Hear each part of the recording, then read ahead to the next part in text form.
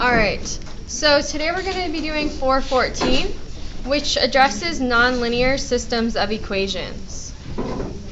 So, a nonlinear system of equations is a system of two or more equations in two or more variables containing at least one equation that is not linear. The number of solutions of a nonlinear system depends on the number of intersections between each function in the system. The following illustrations show the possible sets for a system of equations involving a quadratic function and a linear function. So I want to make sure you understand what the differences look like. If your equation has two solutions, or your system of equations has two solutions, it's going to cut through the middle of your quadratic. So see how this one cuts through the middle of it, either diagonally one way or the other. If it has one real number solution, it's going to touch it on the outer edge. It's not going to go on the inside. So sometimes with quadratics, when you hand graph these, there's human error involved in this.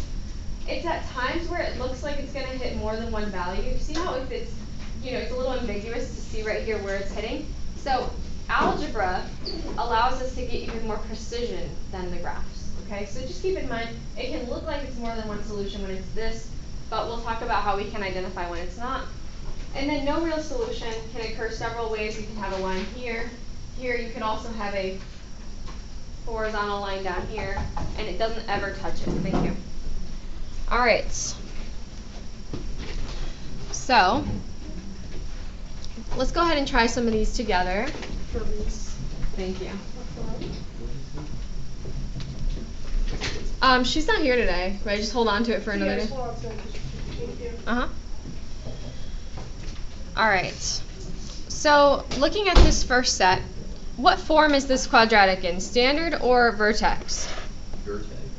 Good. It's in vertex form.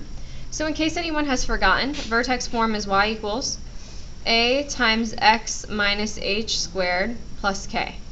Do you all remember that form? Which means that, what is my h and k? -2, -6. Good. -2, -6.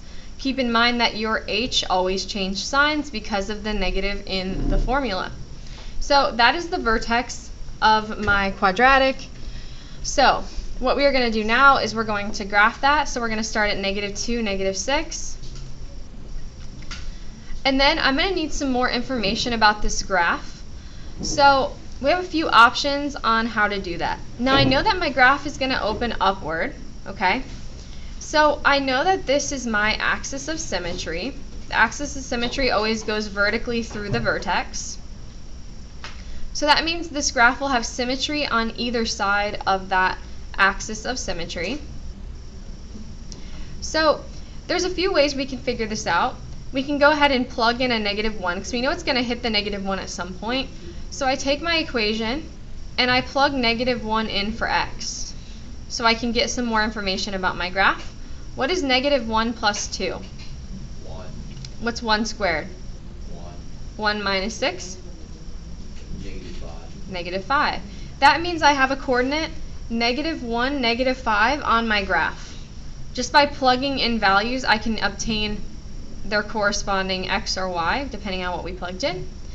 And we know that this graph has to have symmetry, so what other point can I identify on my graph using symmetry? Good, -3, -5. Now there is a little bit of a trick with quadratics, but I want you to take it with a grain of salt because this trick only works at certain times.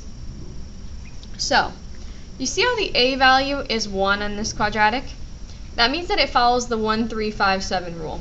What that means is you start on the vertex, you go up 1 over 1 on both sides, and you have the next points.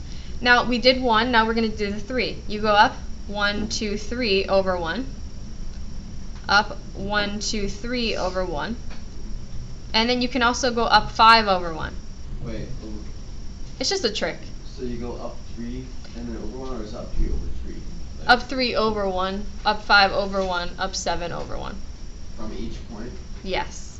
So Oh, I up see. 1, 2, 3, 4, 5 over 1. Up 1, 2, 3, 4, 5, 6, 7 over 1. But if you don't feel comfortable using the trick, you could also take those x values, plug them into the equation to get the corresponding y. Does everyone understand that process? And you could also use Desmos tabling as well, which we learned how to use. So I can copy it over here, 1, 2, 3, 4, 5 over 1. 1, 2, 3, 4, 5, 6, 7 over 1. Now this little trick only works when your a value is 1. So please don't use it on a quadratic that has a different a value. The dimensions are a little bit different. So like I said, if you don't feel comfortable with the tricks, you can always use Desmos as well, or hand graphing, or there's so many different methods to accurate graphing that you've learned in this class that you can use any of the ones that you're comfortable with. And now we are going to go ahead and graph the linear equation. Now, does anyone remember standard form for, or not standard form, but the form we would use to graph a linear equation? Y equals? Very good. You remember y equals mx plus b? This is a guide to graphing your linear equation. Now the b represents the y intercept at -2. And from here we're going to go up 1, 2, 3, 4 over 1. Up 1, 2, 3, 4 over 1. 1, 2, 3, 4 over 1. And you can do this continuously until you have a pretty good idea of what your line looks like. And then once you have a pretty good representation of your line, go ahead and connect those points. Yes? When this is about that quadratic trick, if your a value is 2, do you just go 2, 4, 6, or? No, it's not quite that simple. That's why I recommend when you have a 2 or a 4, either plugging in values and using symmetry, or Desmos. Okay. Yeah, it's quite, that's why it's one of those tricks I only really show you once we've really exercised quadratics for a while, because it is a little bit, not so reliable. So here, I want you to be especially careful. This is where one of those situations where graphing is a little bit unreliable for accuracy. So, as you can see, we clearly hit at this value. Does everyone see how this value for sure we hit? Now, these ones are where it gets a little confusing. This doesn't actually hit right here. This is just the fact of graphing. My line's thick, this line's thicker.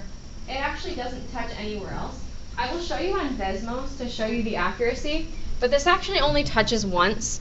So that's why another thing I want to mention, you see how that line touches the outer edge of the quadratic? Whenever it touches the outer edge, it's only going to hit once. It just might look like it hits multiple times. So I'm going to show you on Desmos so you can see like a closer look at it, so you can see what I mean here. So we have y equals 4x minus 2. So if we look at the Desmos graph, as you can see, even on Desmos, it looks like it hits twice. You see that? But it actually doesn't. See how when I zoom in, I can see it hits right here? And it looks like it hits here, but you see how it actually doesn't? There's a little bit of a space right there between the two lines. It's just very minute and hard to see.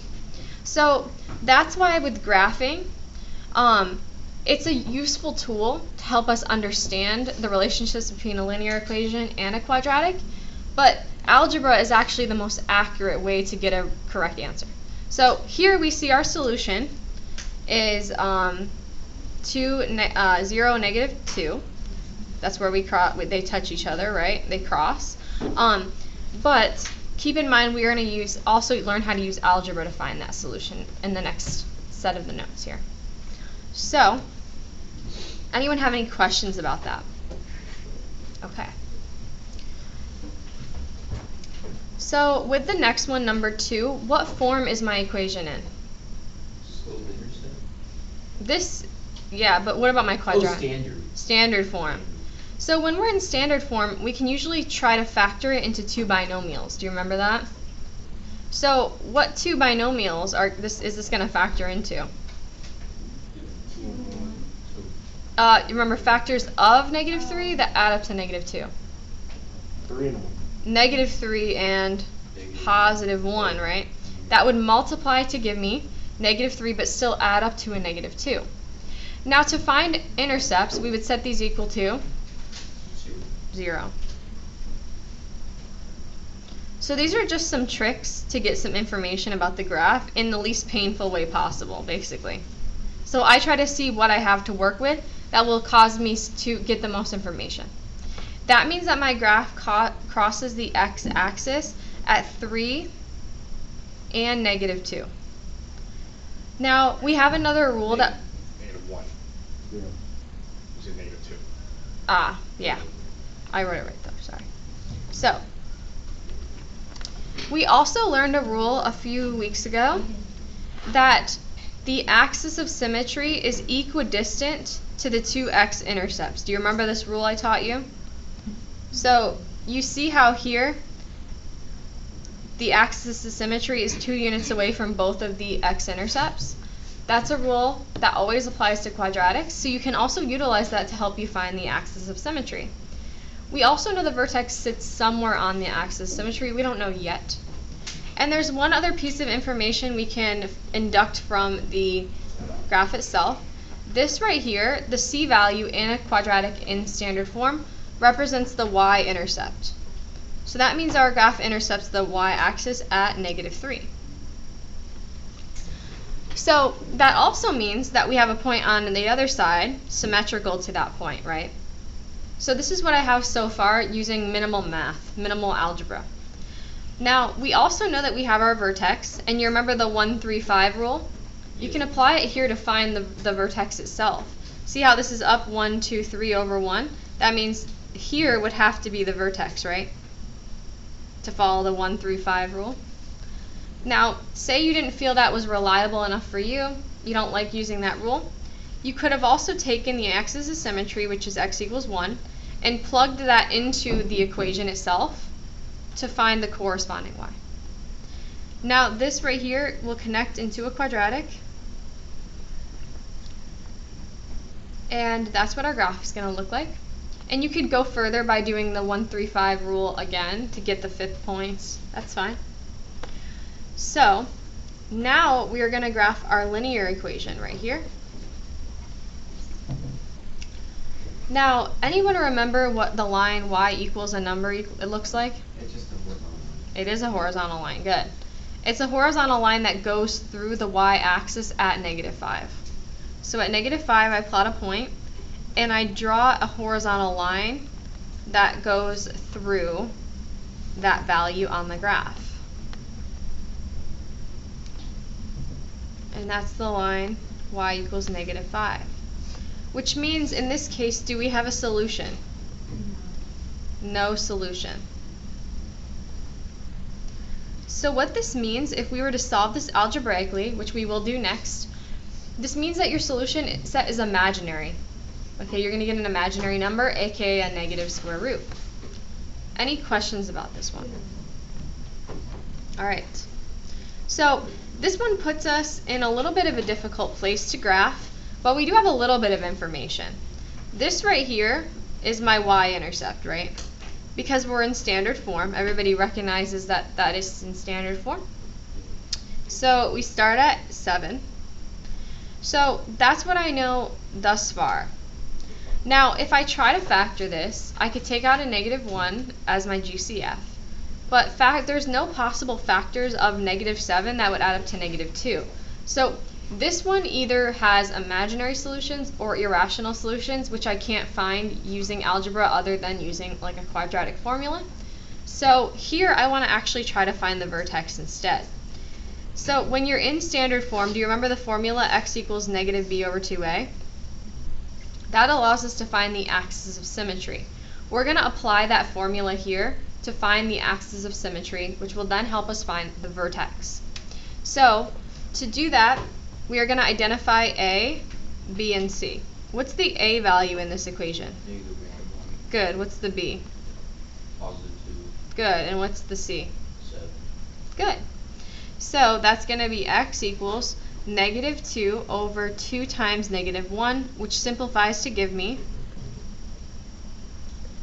1. +1. That means that I have an axis of symmetry at 1. I'm going to do it in a different color so it doesn't, and like do dash, so hang on. Here it is. So this is what my axis of symmetry looks like.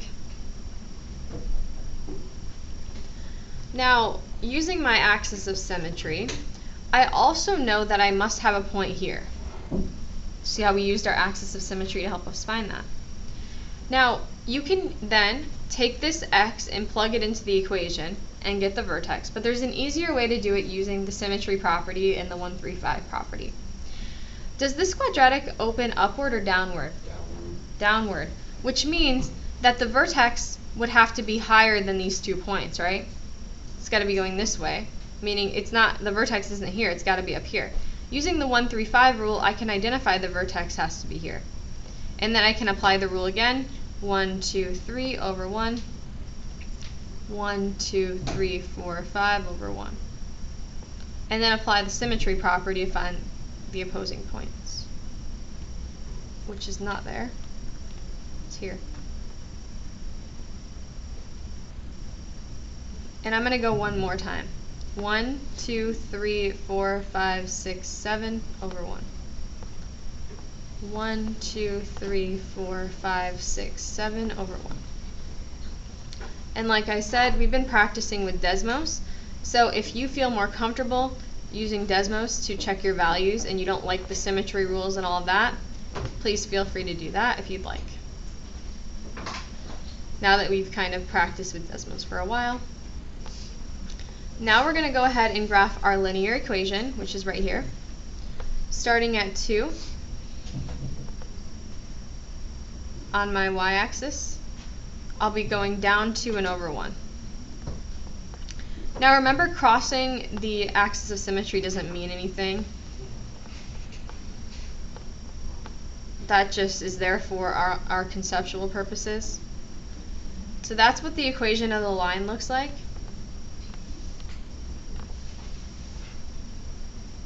Looks something like this. What 2 values do we cross at? -1 and 4. Good. And then 5 and -8. 5 and -8. Very good. So those are my 2 solutions. So is everyone in understanding of how this graphing system works? All right, cool. Take your last few seconds to get this down, and then we're going to move into algebraic solutions.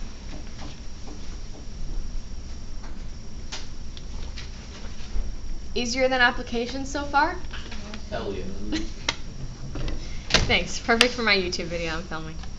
All right. Oh, my bad. Anyways.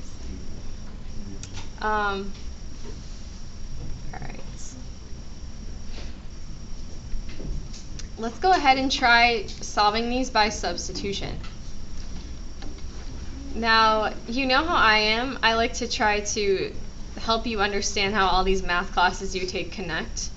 So let's see if you remember something called, you don't have to write this down, the transitive property.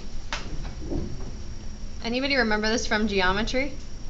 Yeah? I heard it. Like, if you have an equation like 3x plus 4 equals 3x plus 4. That's the reflexive property. That's reflexive. The symmetric is like 2 plus 3 is the same as 3 plus 2. The transitive is where it says something like, if A is equal to B, Oh, then B is equal to A. that's the symmetric property. So if A is equal to B and B is equal to C, then it must be true that A is equal to C. Bathroom? Yeah, go ahead. You can always just sign out too. So, everyone understand how the transitive property works. It says that if one thing is congruent to one thing and something is congruent to that other thing, then they must be congruent to each other, okay? So the same idea applies for equations as well. What are these equations both equal to here? Y. Y. Therefore, they must be equal to each other. Good. So we can actually set them equal to each other by the transitive property of equality. So I feel like in algebra, you learn a lot of things about how we use algebra, but you don't know the reasoning behind them. So I just kind of want to make an understanding connection between why we're able to do this. So from here, we are now going to have to solve this to get it into a form better suited for solving. So how can I rewrite this binomial squared? I can write it out twice, right?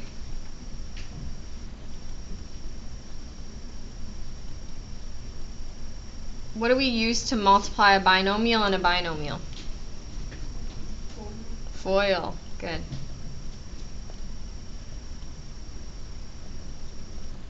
You remember this concept? Then I just bring down the rest of everything else.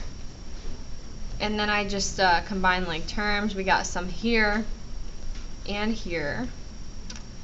That gives me x squared plus 4x minus 2 is equal to 4x minus 2. And then your goal with quadratics is to get everything to one side for factoring purposes. So I subtract 4x on both sides, and I add 2x on both sides. That cancels these out. And what happens to these over here?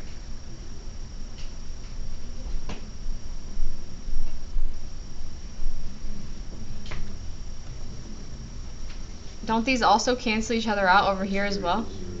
Good. X squared is equal to 0. How would we then solve this equation? It has zero solution, it has no solution, right? It has a solution. The solution just happens to be Why? 0. Oh. You can take the square root of 0. It's okay. So the solution right now, we know that the x coordinate of the solution is 0, but we're yet to find the y coordinate. To find the y coordinate, we have to do what with that x? Plug it in. Plug it in. You can pick either equation you want. There is no reason to pick one or the other. I just picked the one that is less work. But there's no like reason to pick one over the other. What is this? What happens to the 4 times 0? This becomes 0. So the answer is, Negative Negative 2. 2. isn't that also what we got with the graphing version of this? Yeah. Wait. Yeah, they're the same questions. Now you're doing it algebraically, so you can make the connection between the two. You see that? Crazy, I know. It's wild. It's as if we didn't do that on purpose, you know? Okay. Everyone good with the algebraic solution to this? You understand it? Yeah. If they are both equal to y, then that means they are both equal to Each other. each other. What I need to do to get this into standard form? Add the 5. Good. X squared minus 2x plus 2 is equal to 0.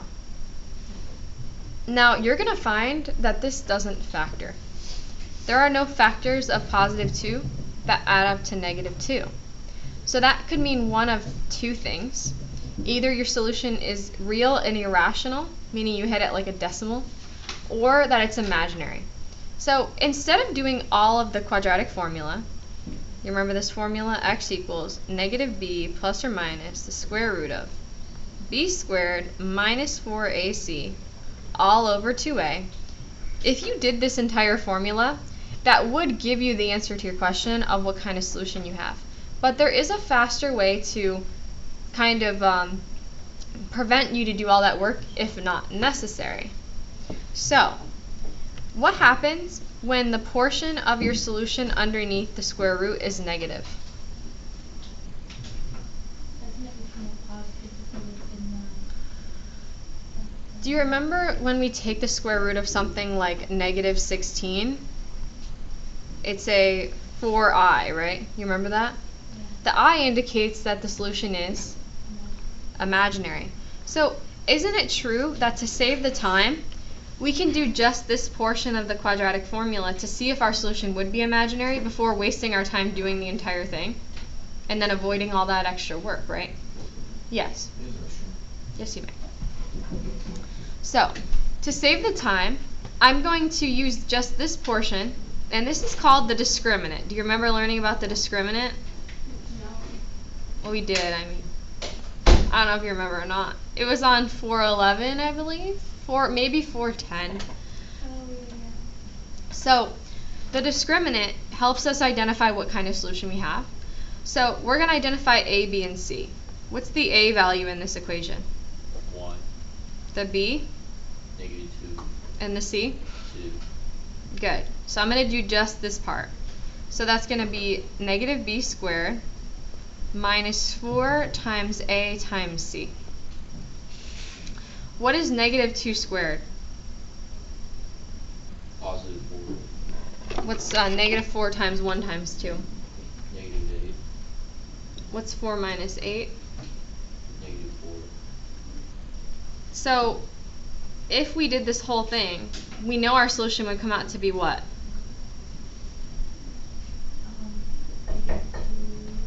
Imaginary, right? It's imaginary, which means we have no solution, right?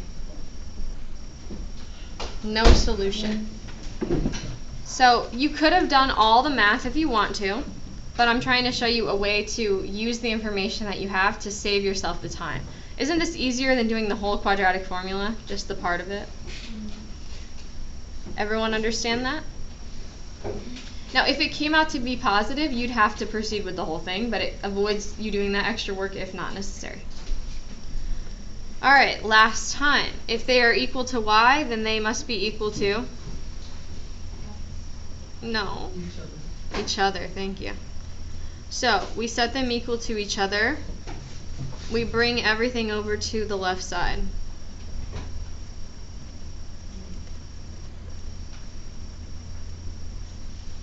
That gives me negative x squared plus 4x plus 5 equals 0.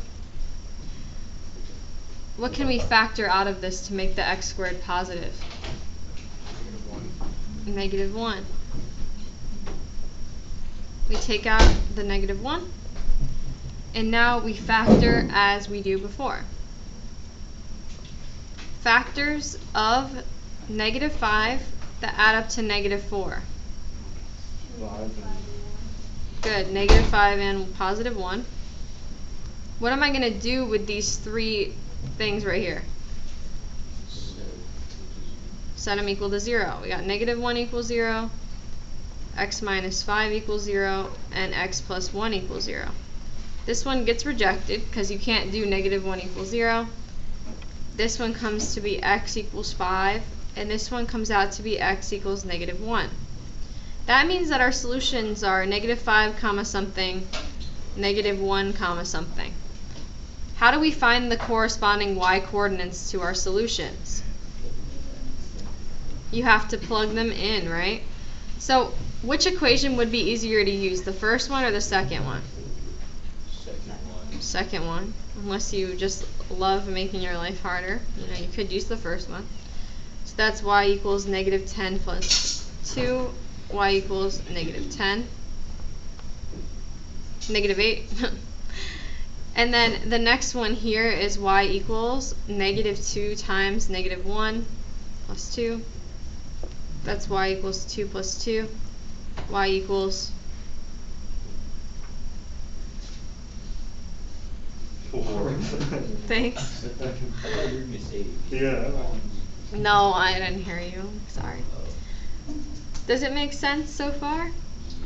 Cool. Well, you have a single page. This homework's a little shorter than usual. I don't think this one's so bad. So it'll be due tomorrow at 11:59. What do you think? Easier than the last one? Oh, she meant to do it at 11.